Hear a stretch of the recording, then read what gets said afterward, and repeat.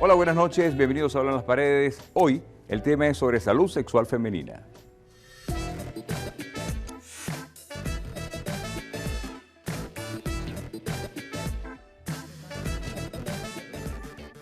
La salud sexual femenina es nuestra invitada esta noche, particularmente los métodos anticonceptivos, pero vamos a hablar de ellos, de cuáles son sus mitos, pero particularmente cuáles pueden ser sus efectos secundarios. Nos acompaña esta noche el doctor Manuel Meneses. El doctor Meneses es ginecobstetra, es profesor de posgrado en obstetricia y ginecología de la Universidad Central de Venezuela. ¿Cómo está, doctor? Buenas noches, un placer. Buenas noches a todos. Bienvenido, un honor. A ver, hablemos primero, muy someramente, de qué son los métodos anticonceptivos para luego qué contienen justamente dichos métodos anticonceptivos y después entrar en materia. Sí, de forma muy rápida y para hacerlo práctico a la hora de explicarlo, tenemos métodos reversibles y métodos no reversibles, o métodos definitivos como pueden ser la esterilización quirúrgica. Yendo a los métodos reversibles, tenemos métodos que son anticonceptivos hormonales y no hormonales. Y los hormonales los podemos clasificar a su vez en anticonceptivos orales, que pueden ser de solo progestágeno o combinados que traen estrógeno y progestágeno.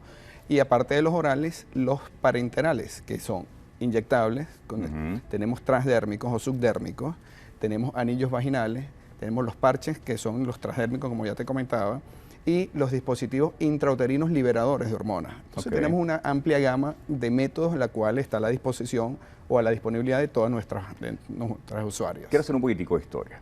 Quizás en los 60, cuando comienzan justamente las pastillas anticonceptivas, pues todo lo que era el boom justamente de lo que era la práctica sexual, etcétera. Pero ¿qué tenían esas pastillas en ese momento en cuanto a su contenido y cómo han ido variando con el tiempo? Sí, es una pregunta bien interesante. Desde los años 60, cuando se comenzó el primer anticonceptivo oral, como se conoce con el nombre de Novit, comenzaron con unas dosis sumamente elevadas, los cuales generaban efectos adversos bien importantes.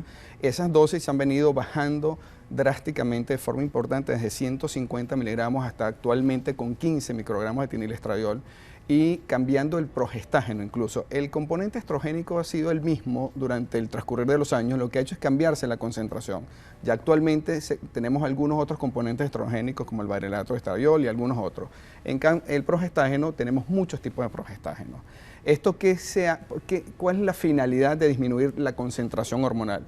Disminuir los efectos secundarios de estas hormonas, pero manteniendo la eficacia del anticonceptivo. Entonces tenemos que balancear, mantener una alta eficacia para evitar evidentemente el embarazo y disminuir los efectos secundarios, como ya tú bien nos decías, que hay efectos secundarios con esta hormona. Ok, antes de hablar de esos efectos secundarios quise decir, me llama la atención, ¿por qué entonces, desde el punto de vista del cuerpo, hablemos un poquitico de eso que me parece que puede ser interesante para todos, ¿por qué esa concentración de estrógeno evita un embarazo? Ok. Hay diferentes métodos por los cuales los anticonceptivos hormonales pueden evitar el embarazo. Uno de ellos es evidentemente evitando la ovulación. Como te decía, los anticonceptivos pueden ser de solo progestágeno, los orales o combinados. Los combinados que tienen estrógeno y progestágeno, cada uno de ellos tiene un efecto inhibitorio en la ovulación. En el caso del estrógeno, inhibe una hormona o disminuye la secreción de una hormona que es la FSH, y eso evita que el folículo que va a ovular empiece a crecer, o ese reclutamiento folicular. Y el progestágeno lo que hace es inhibir la LH, que es el disparador de la ovulación. Entonces tienes un doble efecto allí para inhibir ovulación. Hay otros mecanismos por los cuales se inhibe el embarazo, o se previene el embarazo, como es disminuir la motilidad de las trompas de falopio para llevar ese óvulo que pudiese estar fecundado hasta dentro de la cavidad uterina. Existen otros mecanismos como es disminuir la viscosidad del moco cervical. Al disminuir la viscosidad del moco cervical, los espermatozoides no pueden migrar. Ellos necesitan que ese moco sea filante, que sea transparente, que sea menos viscoso para ellos poder migrar a través del canal cervical y llegar hasta la trompa de falopio. Eso es lo que está ocurriendo entonces en el cuerpo de la dama cuando está justamente... Y otro de los mecanismos es alterar un poco el endometrio, que es como la cuna donde se tiene que implantar ese embrión, ese óvulo fecundado. Entonces, tenemos diferentes mecanismos por la cual se puede inhibir o disminuir la posibilidad de un embarazo utilizando métodos anticonceptivos hormonales. ¿Cuándo hay que empezar a utilizar entonces los métodos anticonceptivos en este caso? O sea, una vez que ya se empieza lo que es la vida sexual, puede ser previo, y cuál debería ser, por decirlo de esa manera, antes de hablar ya de los efectos, el anticonceptivo ideal si es que existe. Ok, vamos a comenzar esa respuesta al final de la pregunta. El anticonceptivo ideal no existe como tal. O sea, el anticonceptivo ideal es el que mejor se adapte a cada paciente o a cada usuaria, para no llamarla paciente porque son mujeres sanas, a cada usuaria. No existe un método anticonceptivo que sea universal y que se puede usar en todas las mujeres. Cada una tenemos que individualizarla, tenemos un perfil y para eso tenemos diferentes compuestos hormonales que se van a adaptar a cada una de nuestras usuarias. ¿Cuándo iniciarlo? Siempre y cuando la mujer quiera una protección, tener una relación sexual protegida para evitar un embarazo no deseado. Ese momento no existe, es desde el primer momento que ella quiera estar protegida para evitar ese embarazo.